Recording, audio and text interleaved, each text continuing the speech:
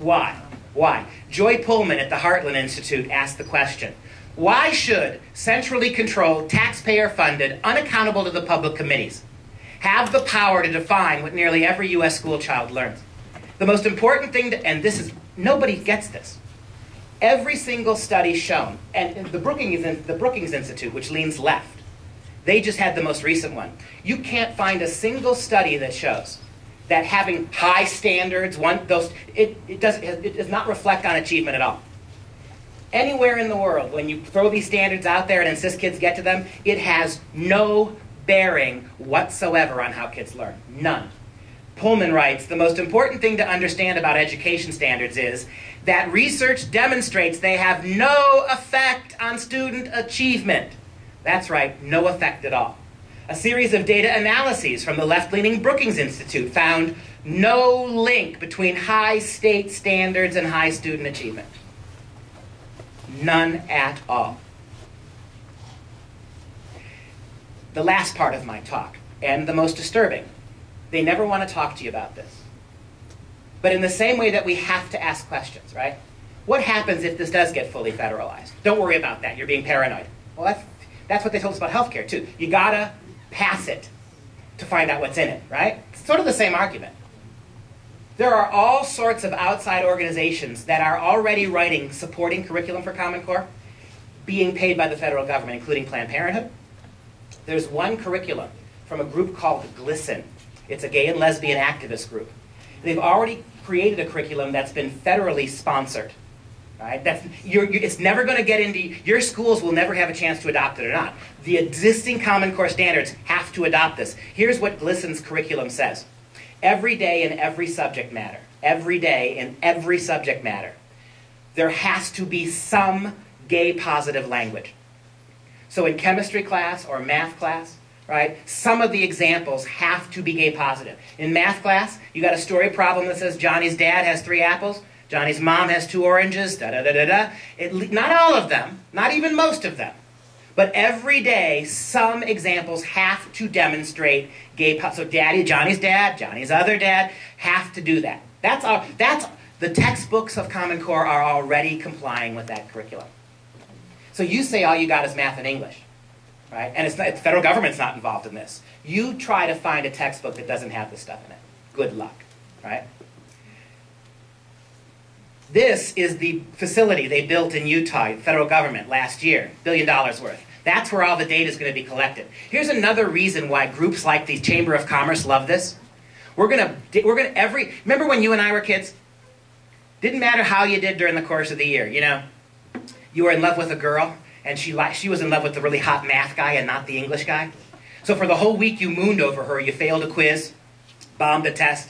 But at the end of the semester in math class, I got my act together and got my C+, right? And the only thing that ever appeared on my transcript was a C+. You do know now, right? That every single grade, every single mark, every single teacher comment, every single exam is part of your kid's permanent record for the rest of his life. And the feds have already said they plan to make those available to potential employers. Think about that for a second. That your kid is going to, and in case you didn't know it, just last week and a half ago, the Wisconsin State Legislature approved $7.1 million to data mine your kids. And Governor Walker wanted it. We talked to Republican lawmakers who had been trying to kill data mining. After the hearings, the Republicans were going nuts trying to kill this and scale it back. Walker wants the data mining. Because there's this technocratic idea that what can be wrong if we're monitoring our kids, we have all this information, right? But think about the consequences for, I say this to you again, you can look it up. Last week and a half ago, $7.1 million of your taxpayer money was set aside to gather data on your kids, to record it, to hold on to it. And more Republicans voted for it in the State House than did Democrats, just so you know. Check it out for yourself. Here, they tell you it's not a federal curriculum, right? Here, you could find this document online. It's written by the Department of Education. It was written back in February 2013. It's a corresponding curriculum. It's written to parallel Common Core, right? And because it doesn't have the words Common Core on it, Dr. Pesta, we will not talk about it. That's a red herring. No, it's not. Watch. Look at the title of the document. That tells you a lot. How do you succeed in the 21st century in modern America? How do you succeed in school? Well, grit, tenacity, and perseverance. That's a rosy educational outlook. When I hear the word grit, I think of John Wayne getting a bullet dug out of his thigh, right? That's what education is for our kids. You see the work, school to work, you see the drone-like business here. It's not about achievement, it's not about excellence, it's not about letting kids find out who they are. And how do you, in grades 1, 2, and 3, we're already beginning this, you know. Part of this data mining is career path planning. Remember when you were a sophomore in high school and they gave you that one stupid test? Yeah. I was always supposed to be a farmer. I would, every test I took, I was a farmer. I would be the worst farmer in the world. God bless farmers, but I'd be a bad one. If you can't count you're going to be a bad farmer. But that's what all those tests told me. Go be a farmer. And that's funny when you're a sophomore and junior and you're not sure if you want to go to college. They're doing stuff like that now in grades 1st, 2nd, 3rd. How can a 7-year-old? You see what they're doing, right? They're trying to figure out really early where kids should be placed. All right, and try to fast track that. So this is the document. That's the document that gave us these. These are the ways they want to data mine your school. It's not just information they want from your kids. It's biological, it's biometric, healthcare information on your kids. Classic example from, now, as far as I know, none of these things are in Wisconsin schools. As far as I know. Are they in New York schools? Are they in Kentucky schools? Are they in Florida schools? You bet they are. We got another mom from New York, Albany, New York, whose kid came home. This is basically a blood pressure cuff, but you wear it around the wrist. And it measures pulse rate, measures heart rate, blood pressure, heart rate. Her daughter, 13-year-old daughter, came home with an angry purple bruise on her wrist. End of last semester, so it would have been somewhere in October, November. And so the mom's like, what happened to you? And the kids, oh, well, I was in a room with a school nurse and 2 school administrators. They hooked me up to that, and they asked me 600 questions. Among the questions asked of this little girl while she was hooked up to the cuff, do your parents vote? Did they vote in the last election? Who did they vote for? Are there guns in your house? Would you feel better if somebody from the school came and took those guns? Are your parents divorced? In this case, they were. Would you like the school to help you live with the parent you want to live with? These were the kind of questions that they were being asked. I don't know, you probably don't know this, but my colleague at Freedom Project is in Indiana. She lives in Indiana. She was very instrumental in getting Indiana to begin trying to back out. Mary Black is her name. And Indiana has already had the first instances of the country of warrantless home searches based on teacher recommendations. Under Obamacare, schools are, because everything's health now, right? And when your kids are at school, they're in government time. When your kids are there, it's a healthcare issue. Do you know we've already built our first school in Wisconsin with a clinic and a pharmacy? Did you know that? This is the new trend happening across the country. They're starting to build these. They're starting to build these. And what's the point of this? Why do you want your schools to have clinics and then pharmacies? Well, under Obamacare, your daughters can be given abortions without consulting you. They'll be paid for by the state. Under Obamacare, your sons and daughters can be given any kind of birth control. I'll give you a personal story here. Hit me really close to home. Texas is one of the 4 states in the 4.5 states, I should say, in the Union that never took Common Core to begin with. And even in Texas, my niece and my sister-in-law, they live in Houston. And this past summer, in August, every little girl in this Houston school district, every 12-year-old girl, received a letter from the school that said, your daughter will not be allowed to attend school in the fall unless she has a gynecological exam. And so my sister-in-law is a single mom. She's dealing with cancer. So when the school, it's like vaccinations, right? When a school tells you you need something, you just do it. So she took her daughter to the gynecologist. The gynecologist told my sister-in-law that she's too tiny for me to examine, but proceeded to give my niece a 20-minute lecture on sex that nobody asked for. And no one could figure out why all these little girls were being asked this. When I wish she would have called me sooner because it's obvious. You check it out for yourself. The one thing Obamacare forgot to do is mandate baseline gynecological exams for little girls. You know, right, that no doctor can give birth control to a child till she's been examined. They can't take your daughter to get an abortion if she hasn't had at least a baseline gynecological exam. And Obamacare doesn't do that. There is nowhere in Obamacare that mandates that. So do you understand why that school district wants them? Because now that they have them, if your kids want anything at all, they can get them and you don't have to be consulted. It is amazing. These other things, right? The pressure mouse, right? Do certain subjects in class cause your kid to get nervous or grab the mouse too hard? Do certain things cause your kid to slouch in his seat, right? This facial expression camera, there's an entire school district in Pennsylvania where in August of last year they sent a high school, 9th grade through 12th, they sent a note home, every high school kid in the district. The note said, no school supplies, no paper, no pens, no pencils. The only school supply your kid will need for high school is a laptop computer, but you can't provide your own. So the school provided laptop computers for every high school kid in the district and billed, this is a public school, billed the family $650 for the use of them.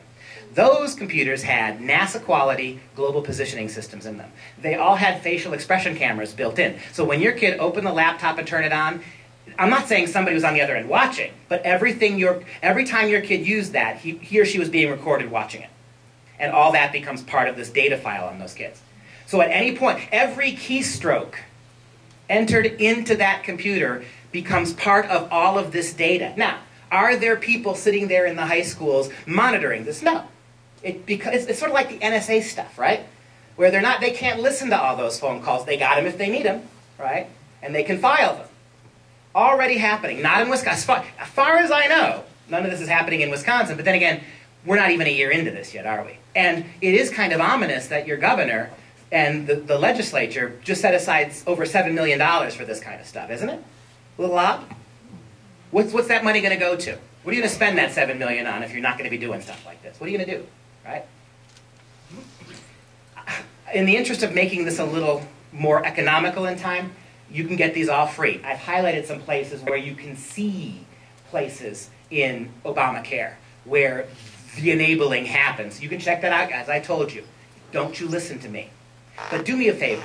Don't listen to me. Check me. Do it to the same people who are telling you this is innocuous. It's innocent. It's harmless. This is all just tinfoil hat stuff. This is the end of the talk right here. A couple more slides. This is unbelievable. Look at the document. This was written in 2012, a year and a half ago, in the fall. Look at them. These are the National Sexuality Education Standards. You can find this document online. It was written by the School of Health in conjunction with the Department of Education. Notice what it tells you. These are the national, federal, sexual education standards. They are core content and skills. We send our kids to school to learn sex skills, right? You think about this. You will never see this. They have no intention of trotting this out to the states and saying, okay, here come the sexuality standards. No. You know that for first and second and third and fourth graders, they don't have health class. What they plan on, and I'll show you in 1 second, what they're going to do is they have to incorporate this in all the existing curriculum.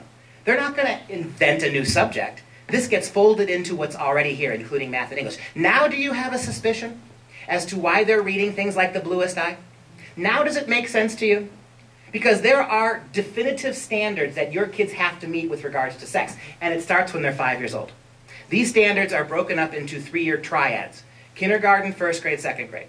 3rd grade, 4th grade, 5th grade. 6th grade, 7th grade, 8th grade.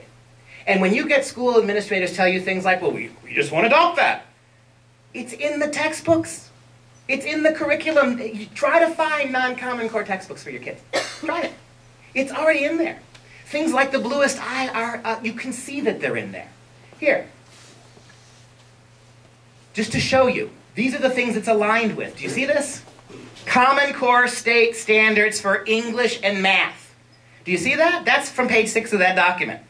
Aligned curriculum is what that is. So, what do English and math have to do with sex? Generally nothing, but not anymore. Because this is what here, by the end of 2nd grade, we're talking 7-year-olds. I just picked some right out of the document. By the time they get age 7, here are the standards they have to meet. They must identify different kinds of family structures, and they must demonstrate ways to show respect for different types of families. Respect is a good thing. But let me ask you a question. If this is the standard, what if your kids are taught biblical notions of marriage? And I should say, this is America. Teach your kids anything you want about sex. It's your job. This is the standard now. When they say that a 7-year-old has to demonstrate ways to show respect for different kinds of families, can your kid oppose gay marriage then, if that's the standard? And why are you how does a 5 or a 6 or a 7-year-old even remember what Stotsky said? Remember what Gary Thompson said? This is inappropriate. These little kids, with 5 and 6, their neocortexes haven't fully formed yet. They can't think abstractly. Sexuality issues, homosexuality issues, these are abstract concepts that little kids have no ability to process. Why? You're starting at 5 years old? And again, you see how ominous this is. If this is the standard, and the government now gets to dictate as a standard in the name of health, notice who wrote this, the Journal of Health, in conjunction with the Department of Education. So the state now gets to decide what your kids will know about sex. And what if you teach them something different? Isn't that cause, in and of itself? Somebody's bullying that kid. Warrantless home searches? Well, why are they monitoring your kid's posture? Maybe when this stuff comes up. Why are they having mouses, right, to see when your kids are reacting badly to certain government lessons? How about this? We're talking 5, 6, and 7-year-olds. Describe differences and similarities in how boys and girls may be expected to act. You know, if there's no such thing as numbers, then there really is no such thing as gender, right? Sex is simple biology. Gender is a simple construct. And again, I swear to you, I would never assign that next one to college kids. Look at how vague it is. How does a 6-year-old do this? You gotta provide examples of how family, friends, media, society, and culture influence ways boys and girls think they should act. How many of you know what Jerry Brown did in California 2 months ago? Anybody? Jerry Brown passed, the governor of California, passed the first law of its kind in any state in the union. In California schools, public schools, 5 from kindergarten through high school, any child who decides he or she is the opposite gender must be allowed to use the opposite bathrooms immediately and cannot be prohibited from playing on the opposite sports teams or using the opposite showers. So a 13-year-old boy who shows up to school in California and says, I'm a girl today, he must immediately be allowed in the girls' bathrooms and showers and must be allowed to play on the girls' volleyball team. And people who oppose this, even liberal people who thought this was wacko, they said, well, why don't you just build a third restroom for people who are gender confused is the word, right? And Brown and the people in California said, that's discrimination. Separate but equal is discriminatory. If they think they're girls, they're girls. There is no such thing as biology. And of course, you know who's never consulted on this?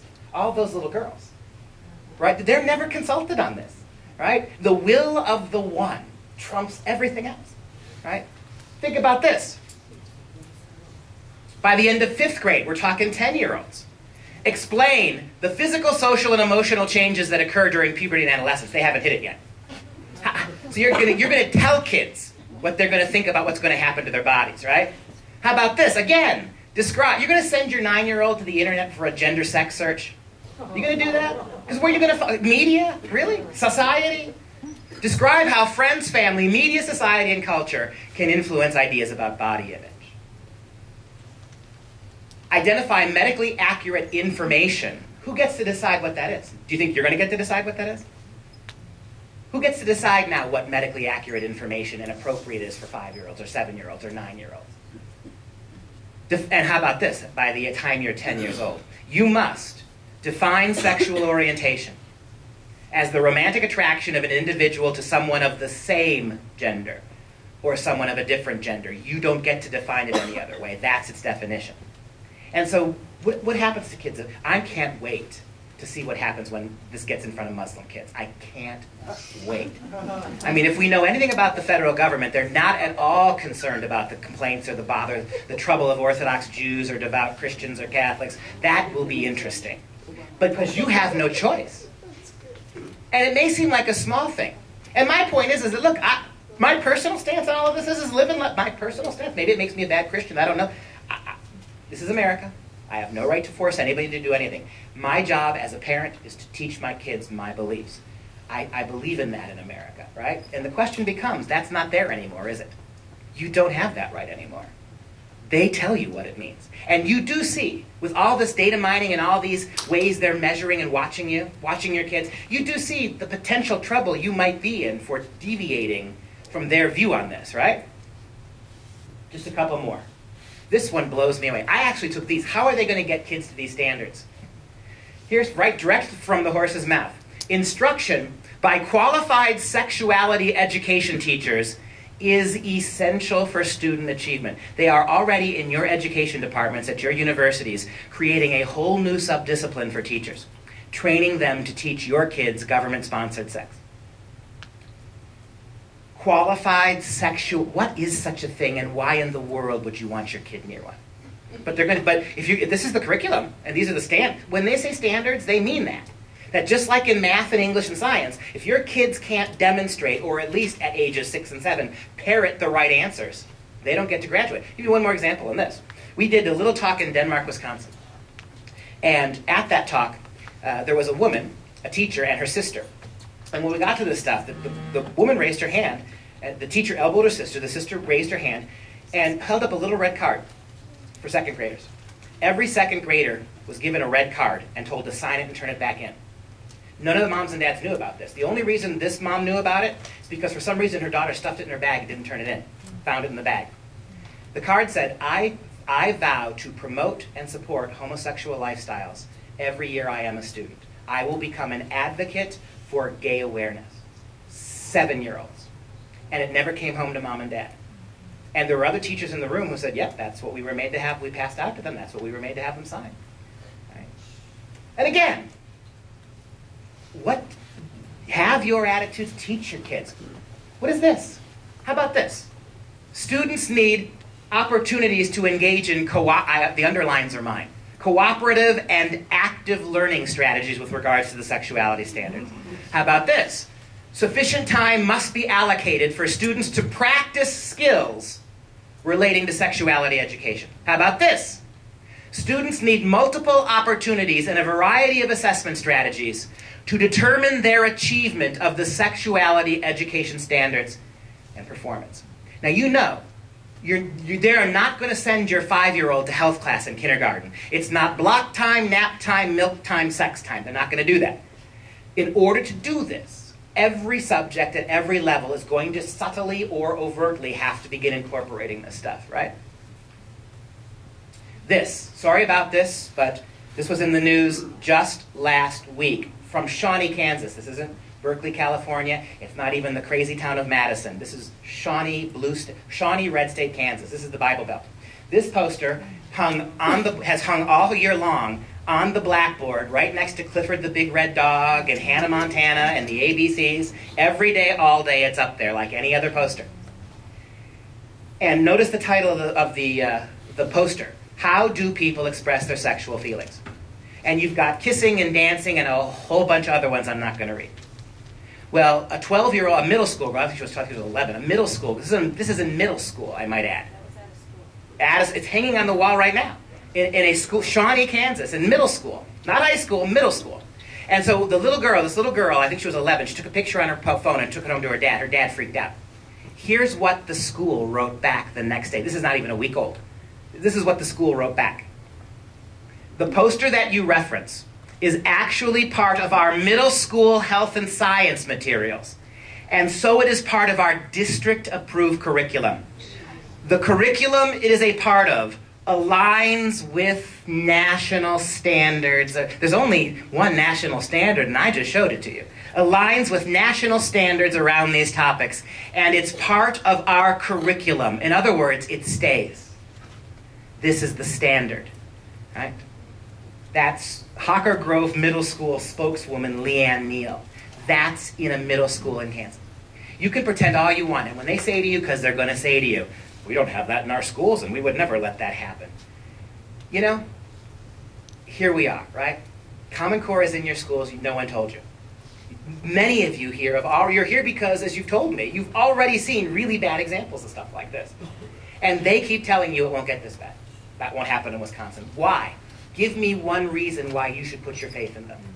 Given how this was implemented, given how they won't talk to you about it, given how they trivialize your concerns, given how they won't stand up in public and explain themselves.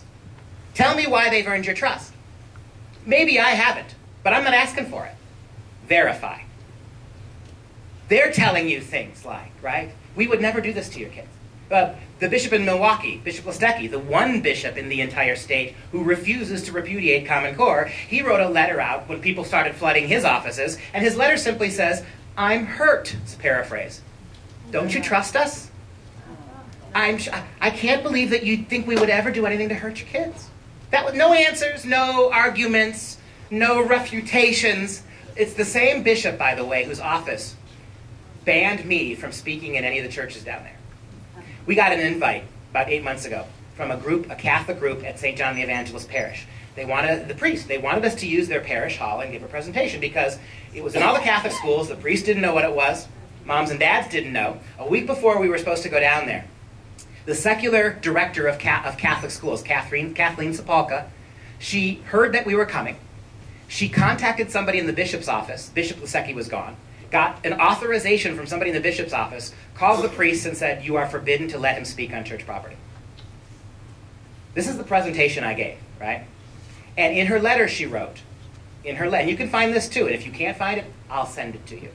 In her letter she wrote, "The Diocese of Milwaukee adopted Common Core in good faith. For Dr. Pesta to argue against it runs counter to this good faith effort to educate Catholic kids." So in other words, it doesn't matter if it's good or bad. It doesn't matter if it's right or wrong. It doesn't matter if anybody knows about it.